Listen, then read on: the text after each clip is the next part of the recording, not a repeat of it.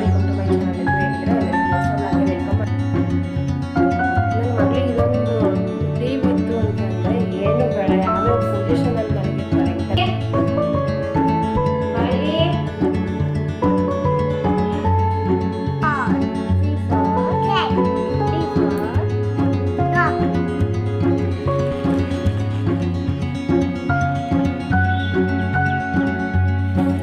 Hi friends, ಈಗ ತೋಟಕ್ಕೆ ಹೋಗ್ತಾ ಇದ್ದೀನಿ.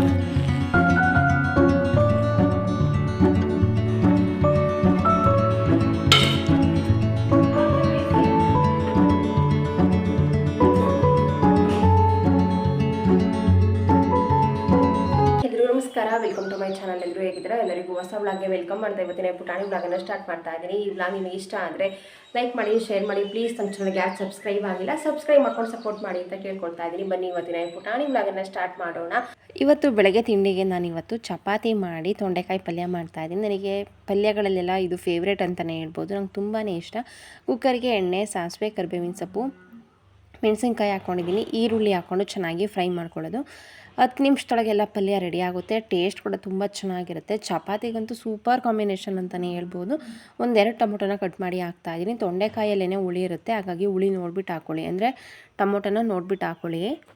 ಟೊಮೊಟೊ ಸಾಫ್ಟ್ ಆದಮೇಲೆ ಕಟ್ ಮಾಡಿ ಇಟ್ಕೊಂಡಿರುವಂತಹ ತೊಂಡೆಕಾಯನ್ನು ಹಾಕ್ಕೊಳ್ತಾ ಇದ್ದೀನಿ. ನಂಗೆ ತೊಂಡೆಕಾಯಿ ಪಲ್ಯಕ್ಕೆ ಈ ಥರ ಕಟ್ ಮಾಡಿದರೆ ಇಷ್ಟ ಆಗುತ್ತೆ. ಸ್ವಲ್ಪ ಅರಿಶಿಣದ ಪುಡಿ, ಸ್ವಲ್ಪ ಗರಂ ಮಸಾಲ, ಸ್ವಲ್ಪ ಧನಿಯಾ ಪುಡಿ, ತರಕಾರಿ ಬೇಕಾಗುವಷ್ಟು ಸ್ವಲ್ಪ ನೀರು, ಹಸಿ ಕಾಯಿ ತುರಿ ಹಾಕ್ಕೊಳ್ಳೋದು. ಚೆನ್ನಾಗಿ 1 ನಿಮಿಷ ಹಾಗೆ ಮಿಕ್ಸ್ ಮಾಡಿಕೊಂಡು ಕುಕ್ಕರ್ ಲಿಡ್ಡನ್ನು ಕ್ಲೋಸ್ ಮಾಡಿ 2 ವಿಷಲ್ ಕೂಗಿಸ್ಕೊಂಡ್ರೆ ಸಾಕು. ಸೂಪರ್ ಟೇಸ್ಟಿ ಹೆಲ್ತಿ ಆಗಿರುವಂತಹ ತೊಂಡೆಕಾಯಿ ಪಲ್ಯ ರೆಡಿ ಆಗುತ್ತೆ. ಕ್ವಿಕ್ಕಾಗಿ ಆಗುತ್ತೆ.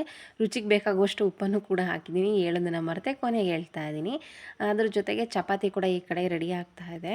ಈ ತಿಂಡಿ ಮಾಡಿದ್ರಂತೂ ಎಲ್ರಿಗೂ ಇಷ್ಟ ಆಗುತ್ತೆ ನಮ್ಮ ಮನೇಲಿ. ಕೆಲವೊಂದು ನನಗಿಷ್ಟ ನಿನಗಿಷ್ಟ ಇಲ್ಲ ಆ ಥರ ಇರುತ್ತೆ, ಬಟ್ ಈ ಥರ ತಿಂಡಿಗಳು ಎಲ್ರಿಗೂ ಇಷ್ಟ ಆಗುತ್ತೆ, ಇಷ್ಟಪಟ್ಟು ತಿಂತಾರೆ. ಇವಾಗ ಟೇಸ್ಟ್ ಏನಾದ್ರೂ ಕಡಿಮೆ ಆಗಿದ್ದರೆ ಸ್ವಲ್ಪ ನೋಡಿ ಅದಕ್ಕೆ ಅಡ್ಜಸ್ಟ್ ಮಾಡ್ಕೊಳ್ಬೋದು. ಉಪ್ಪು ಕಡಿಮೆ ಅಂತ ನನಗೆ ಅನ್ನಿಸ್ತು, ಹಾಗಾಗಿ ಪುಡಿ ಉಪ್ಪನ್ನು ಹಾಕಿ ಮಿಕ್ಸ್ ಮಾಡಿಕೊಂಡೆ. ತಿಂಡಿ ಎಲ್ಲ ತಿಂದಾದಮೇಲೆ ಮನೆಯಿಂದ ತೋಟದಲ್ಲಿ ಸ್ವಲ್ಪ ಕ್ಲೀನ್ ಮಾಡೋದಿತ್ತು. ಒಂದೇ ದಿನಕ್ಕೆ ಎಲ್ಲದನ್ನು ಮಾಡೋಕ್ಕಾಗೋದಿಲ್ಲ. ಸ್ವಲ್ಪ ಹುಲ್ಲು ಜಾಸ್ತಿ ಬೆಳೆದಿದೆ, ಆ ಕಾರಣದಿಂದ ನಾನು ಪೂರ್ತಿ ಕ್ಲೀನ್ ಮಾಡಲಿಲ್ಲ. ಒಂದು ಸೈಡ್ ಎಷ್ಟಾಗುತ್ತೆ ಅಷ್ಟು ಸೋಗೆ ಎಲ್ಲ ಹತ್ರನೂ ಬಿದ್ದಿರುತ್ತಲ್ಲ, ಒಂದು ಸೈಡ್ಗೆ ಹಾಕಿ ಕ್ಲೀನ್ ಮಾಡಿಕೊಂಡೆ. ಅದು ಹುಲ್ಲು ಜಾಸ್ತಿ ಆಗಿಬಿಟ್ಟಿದೆ. ಹಸುಗಳು ಇವಾಗ ಮನೆ ಹತ್ರ ಇಲ್ಲ, ಬೇರೆ ತೋಟಕ್ಕೆ ಹೋಗ್ತಾ ಇದ್ದಾವೆ, ಹಾಗಾಗಿ ಅದರೊಳಗೆ ಹೋಗೋದಕ್ಕೆ ಧೈರ್ಯ ಬರಲಿಲ್ಲ. ಹಾಗಾಗಿ ನಾನು ಹೋಗಲೂ ಇಲ್ಲ. ಎಷ್ಟಾಗುತ್ತೋ ಅಷ್ಟು ಕ್ಲೀನ್ ಮಾಡಿ ವಾಪಸ್ ಮನೆಗೆ ಬಂದೆ. ಅಡುಗೆ ಮಾಡ್ಕೊಳ್ಳೋದಿತ್ತು, ಹಾಗೆ ಸ್ವಲ್ಪ ಕಿಚನ್ ಕ್ಲೀನ್ ಮಾಡೋದಿತ್ತು. ಹಾಗಾಗಿ ಫಸ್ಟ್ ಕಿಚನೆಲ್ಲ ಕ್ಲೀನ್ ಮಾಡಿಬಿಡೋಣ ಅಂತ ಅಂದ್ಕೊಂಡು ಕ್ಲೀನ್ ಮಾಡ್ತಾಯಿದ್ದೆ. ಆವಾಗವಾಗ ಕ್ಲೀನ್ ಮಾಡಿಕೊಂಡ್ರೆ ಯಾವಾಗಲೂ ಕೂಡ ಕ್ಲೀನಾಗಿ ಕಾಣಿಸುತ್ತೆ. ಹಾಗಾಗಿ ಸ್ವಲ್ಪ ಪಲ್ಯ ಎಲ್ಲ ಮಾಡಿದ್ನಲ್ಲ, ಅದನ್ನೆಲ್ಲ ಸಪ್ರೇಟಾಗಿ ಸಣ್ಣ ಬೌಲಿಗೆ ಹಾಕಿ ಎತ್ತಿಟ್ಟು ಇವಾಗ ಅದೇ ಕುಕ್ಕರನ್ನು ತೊಳ್ಕೊಂಡು ರೈಸ್ಗಿಡೋದು. ಸಾಂಬಾರು ಮಾಡಿ ಹಪ್ಪಳ ಸುಟ್ಟರೆ ಅಡುಗೆ ಮುಗಿಯುತ್ತೆ. ಇನ್ನೇನು ಮೊಸರು ಮಜ್ಜಿಗೆ ಯಾವಾಗಲೂ ಇರುತ್ತೆ. ಜೊತೆಗೆ ಇವಾಗ ಉಪ್ಪಿನಕಾಯಿ ಇದೆ. ಹಪ್ಪಳ ಅಂತೂ ಇರಲೇಬೇಕು, ಅದು ಅಭ್ಯಾಸ ಆಗಿಬಿಟ್ಟಿದೆ. ಮುಂಚೆ ಎಲ್ಲ ಡೈಲಿ ಹಪ್ಪಳ ತಿಂತಾ ಇರಲಿಲ್ಲ, ಬಟ್ ಇವಾಗ ಅಭ್ಯಾಸ ಆಗಿ ಮಧ್ಯಾಹ್ನ ಊಟಕ್ಕೆ ಮತ್ತು ನೈಟ್ ಊಟಕ್ಕೆ 2 ಟೈಮು ಕೂಡ ಹಪ್ಪಳ ತಿಂತೀವಿ, ಆ ಥರ ಆಗಿಬಿಟ್ಟಿದೆ. ಹಾಗೆ ಅಲ್ವಾ, ನಾವು ಹೇಗೆ ಅಭ್ಯಾಸ ಮಾಡ್ತೀವಿ ಹಾಗೆ. ಇವಾಗ ಮಾವಿನ ಹಣ್ಣು, ಹಲಸಿನ ಹಣ್ಣಿನ ಸೀಸನ್ ಆಗಿರೋದ್ರಿಂದ ಈ ಸೀಸನ್ ಎಲ್ಲ ಟೈಮಲ್ಲೂ ಇರೋದಿಲ್ಲ, ಅಂದರೆ ಈ ಹಣ್ಣು ಎಲ್ಲ ಟೈಮಲ್ಲೂ ಇರೋದಿಲ್ಲ. ಇದು ಯಾವಾಗ ಬರುತ್ತೆ ಆ ಟೈಮಲ್ಲಿ ಚೆನ್ನಾಗಿ ತಿಂದುಬಿಡ್ಬೇಕು. ನಮ್ಮದೇ ಮರ ಇರೋದ್ರಿಂದ ಮಾವಿನ ಹಣ್ಣು ತೊಗೊಂಬಂದು ತಿನ್ನಬೇಕು ಆ ಥರ ಏನಿಲ್ಲ. ವಾಶ್ ಮಾಡಿ ಯಾವಾಗ ಹಣ್ಣಾಗಿರುತ್ತೆ ಆವಾಗ ತಿಂತಾ ಇರೋದೆ. ಲಡ್ಡುಗೆ ಈ ಥರ ಪೀಸ್ ಮಾಡಿಕೊಟ್ರೆ ಸಿಕ್ಕಾಪಟ್ಟೆ ಇಷ್ಟ ಆಗುತ್ತೆ. ಮಿಲ್ಕ್ ಶೇಕ್ ಮಾಡಿಕೊಡು ಅಂತ ಕೇಳ್ತಾ ಇರ್ತಾಳೆ. ಹಾಗೆ ಮಾಡ್ಕೊಡೋಕ್ಕಾಗಿಲ್ಲ ಅಂತಂದರೆ ಈ ಥರ ಜಸ್ಟ್ ಕಟ್ ಮಾಡಿ ಕೊಟ್ಟರೆ ಸಾಕು, ತುಂಬ ಇಷ್ಟಪಟ್ಟು ಖುಷಿಯಿಂದ ತೊಗೊಂಡು ತಿಂತಾಳೆ. ಇದು ಯಾವುದೇ ಕಂಟೆಂಟ್ ವಿಡಿಯೋ ಅಲ್ಲ, simple day in my life. ಹಾಗೆ ನನಗೂ ಕೂಡ ಸ್ವಲ್ಪ ಲೈಟಾಗಿ ಹೊಟ್ಟೆ ಹಸುವಾಗ್ತಾ ಇದೆ ಅಂತ ಅನ್ನಿಸ್ತು. ಹಾಗಾಗಿ ಒಂದು ಹಣ್ಣು ತಿನ್ನೋಣ ಅಂತ ಅಂದ್ಕೊಂಡು ಲಡ್ಡುಗೆ ಒಂದು ಹಣ್ಣನ್ನು ಕಟ್ ಮಾಡಿ ಕೊಟ್ಟು ನಾನೊಂದು ಮಾವಿನ ಹಣ್ಣನ್ನು ಕಟ್ ಮಾಡಿ ತಿಂದೆ.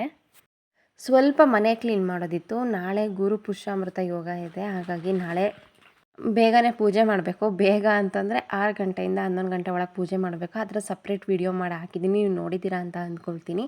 ಹಾಗಾಗಿ ಕ್ಲೀನಿಂಗ್ ಕೆಲಸ ಏನಿದೆ ಅದನ್ನು ಇವತ್ತು ಸ್ವಲ್ಪ ಎಷ್ಟಾಗುತ್ತೆ ಅಷ್ಟನ್ನು ಮಾಡಿಕೊಂಡ್ರೆ ನಾಳೆ ಬರೀ ಕಸ ಗುಡಿಸಿ ನೆಲ ಒರೆಸೋ ಥರ ಇದ್ದರೆ ಬೇಗ ಆಗುತ್ತೆ ಅನ್ನೋ ಕಾರಣಕ್ಕೆ ಇವತ್ತು ಎಲ್ಲ ಕ್ಲೀನ್ ಮಾಡ್ಕೊಳ್ತಾ ಇದ್ದೀನಿ. ಕ್ಲೀನಿಂಗ್ದೇ ಜಾಸ್ತಿ ವೀಡಿಯೋನ ಇವಾಗೇನೂ ಹಾಕೋದಿಲ್ಲ. ಇನ್ನೇನು ಮನೆ ಪೇಂಟ್ ಕೆಲಸನೂ ಇನ್ನು ಸ್ವಲ್ಪ ದಿನದಲ್ಲಿ ಶುರುವಾಗುತ್ತೆ. ಹಾಗಾಗಿ ಡೋರ್ ಅಂದರೆ ನಾವು ಬಾಗಿಲು ನಿಲ್ಲಿಸ್ತೀವಲ್ಲ, ಸಿಮೆಂಟಿಂಗ್ ಕೆಲಸ ಎಲ್ಲ ಮುಗಿದ್ಮೇಲೆ ಅವರು ಕೂಡ ಬರ್ತಾರೆ. ಆವಾಗ ಇನ್ನೇನು ಮತ್ತೆ ಎಲ್ಲ ಕ್ಲೀನ್ ಮಾಡಲೇಬೇಕು. ಆವಾಗ ಕ್ಲೀನಿಂಗ್ದು ವ್ಲಾಗ್ ಹಾಕೋಣ ಅಂತ ಅಂದ್ಕೊಂಡು ಇವಾಗ ಜಾಸ್ತಿ ನಾನು ಏನೂ ವೀಡಿಯೋಸ್ ಮಾಡಲಿಲ್ಲ. ಬೆಡ್ಶೀಟ್ ಎಲ್ಲ ವಾಶ್ ಮಾಡಿ ಹಾಕಿದ್ದೆ, ಎಲ್ಲದು ಚೆನ್ನಾಗಿ ಡ್ರೈ ಆಗಿತ್ತು. ಹಾಗಾಗಿ ಬೆಡ್ಶೀಟ್ ಎಲ್ಲ ಹಾಕ್ತಾಯಿದ್ದೆ. ಈ ಥರ ಒಂದು ಹಾಕ್ತೀನಿ ಜಾರಬಾರ್ದು ಅಂತ, ಅದ್ರ ಮೇಲೆ ಇನ್ನೊಂದು ಚೆನ್ನಾಗಿರೋ ಬೆಡ್ಶೀಟ್ ಹಾಕ್ತೀನಿ. ಮಕ್ಕಳು ಮನೇಲಿದ್ದರೆ ಎಷ್ಟು ಅರುತ್ತಾರೆ ಅಂತಲೇ ಗೊತ್ತಿರಲ್ಲ. ಕೆಳಗೆ ಕೂತ್ಕೊಂಡು ತಿನ್ನಿ ಅಂದರೂ ಕೇಳೋದಿಲ್ಲ. ಏನಾದ್ರೂ ಹಣ್ಣು ಈ ಥರ ಎಲ್ಲ ತಿಂತಾ ಇರ್ತಾರೆ, ಅದ್ರ ಮೇಲೇ ರಸ ಎಲ್ಲ ಅನುಗ್ಸಿರ್ತಾರೆ. ಹಾಗಾಗಿ ಅವಾಗವಾಗ ಕ್ಲೀನ್ ಮಾಡ್ತಾ ಇರ್ತೀನಿ. ಕ್ಲೀನ್ ಮಾಡಿದಾಗ ಮಾತ್ರ ಚೆನ್ನಾಗಿ ಕಾಣಿಸುತ್ತೆ, ಅದು ಜಾಸ್ತಿ ಟೈಮ್ ಇರೋದಿಲ್ಲ, ನನಗೆ ಗೊತ್ತು. ಕ್ಲೀನಿಂಗ್ ಅಂದರೆ ಡೀಪಾಗಿ ನಾನೇನೂ ಕ್ಲೀನ್ ಮಾಡಲಿಲ್ಲ, ಜಸ್ಟ್ ಹಂಗೆ ಒಂದು ಸಲ ಡಸ್ಟಿಂಗ್ ಮಾಡಿಕೊಂಡೆ ಮೇಲೆ, ಒಂದು ಸಲ ಕೆಳಗಡೆ ಎಲ್ಲ ನೀಟಾಗಿ ಎಲ್ಲ ಕಸ ಎಲ್ಲ ಗುಡಿಸ್ಕೊಂಡೆ. ಸ್ವಲ್ಪ ದೇವ್ರ ಮನೆ ಕ್ಲೀನ್ ಮಾಡೋದಿತ್ತು, ಸ್ನಾನ ಮಾಡಿ ಬಂದು ದೇವ್ರ ಮನೆ ಕ್ಲೀನ್ ಮಾಡಿದ್ರಾಗುತ್ತೆ ಸಂಜೆಯಿಂದ ಅಂದ್ಕೊಂಡು ಸುಮ್ಮನಾದೆ. ನನ್ನ ಮಗಳಿಗೆ ಇದೊಂದು ಟಿ ವಿ ಇತ್ತು ಅಂತಂದರೆ ಏನು ಬೇಡ, ಯಾವ್ಯಾವ ಪೊಸಿಷನಲ್ಲಿ ಮಲಗಿರ್ತಾಳೆ ಗೊತ್ತಾ. ಲಡ್ಡು ತಿಂಡಿ ತಿಂದ? ಏನು ತಿಂದೆ? ಚಪಾತಿ. ನೈಲ್ ಕಟ್ ಮಾಡೋಣ? ಹಾಂ, ನೈಲ್ ಕಟ್ ಮಾಡೋಣ. ಮಾತಾಡೋ. ನೈಲ್ ಕಟ್ರಲ್ಲಿ ನಾನು ಆಚೆ ಬುಕ್ಸ್ ಮೇಲೆ ಇಟ್ಟು ಬಂದೆ. ಈಗ ಸಂಡೆ ಮಂಡೆ ಹೇಳುತ್ತಂತೆ ನಾನು ನೈಲ್ ಕಟ್ ಮಾಡೋ ತನಕ. ಹೇಳು, ಸಂಡೆ ಮಂಡೆ ಹೇಳು. ಇಲ್ಲ, ಎ ಫಾರ್ ಆಪಲ್ ಹೇಳೋಣ. A for apple. ಬಿ ಜೋರಾಗಿ ಹೇಳಬೇಕು. A for apple. B for ball. C for cat. D for dog. E for elephant. F for fish. ತಡಿಯಮ್ಮ. G for gifts. H for horse. I for ice cream. ನನ್ನ ಮಗಳಿಗೆ ಇಷ್ಟವಾಯಿತು. J for jug. K for kite.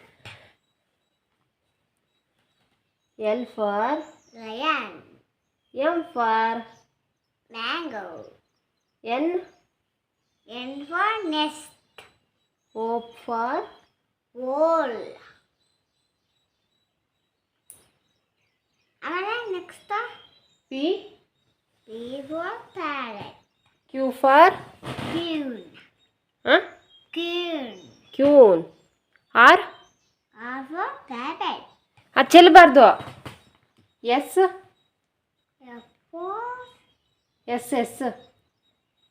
Sheep.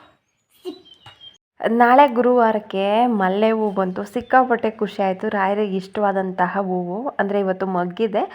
ಸಂಜೆಗೆಲ್ಲ ಕಟ್ಟಿ ಎತ್ತಿಟ್ರೆ ಇವಾಗ ಕಟ್ತೀನಿ. ಇವಾಗ ಎಷ್ಟಾಗುತ್ತೆ ಅಷ್ಟು ಕಟ್ತೀನಿ, ಬೇಗ ಕಟ್ಟಿ ಮುಗಿಯೋದಿಲ್ಲ. ನಾಳೆ ಚೆನ್ನಾಗಿ ಅರಳಿರುತ್ತೆ, ಮನೆ ತುಂಬ ಘಮ ಘಮ ಅಂತ ಇರುತ್ತೆ.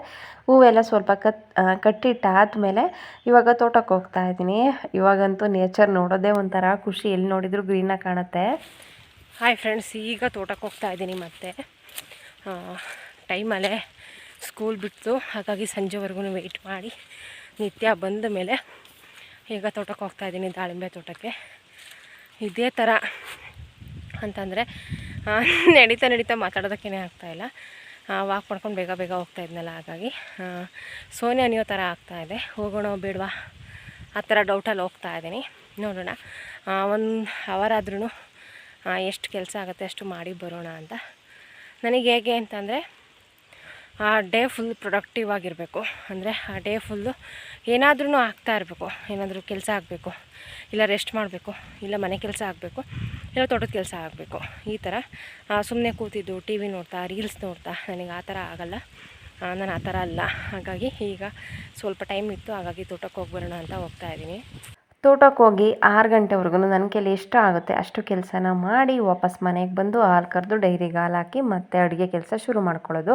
ಇದು ಏನೋ ಒಂಥರ ಶೋಗಿಡೋ ಥರ ತುಂಬ ಚೆನ್ನಾಗಿ ಕಾಣಿಸ್ತಾ ಇತ್ತು. ಹಾಗಾಗಿ ಇದೊಂದು ವಿಡಿಯೋ ಕ್ಲಿಪ್ಪಿಂಗನ್ನು ತೊಗೊಂಡೆ ಇವತ್ತಿನ ವ್ಲಾಗನ್ನು ಇಲ್ಲೇ ಎಂಡ್ ಮಾಡ್ತಾ ಇದ್ದೀನಿ. ಸಿಗ್ತೀನಿ ಮುಂದಿನ ವ್ಲಾಗಲ್ಲಿ. Thank you.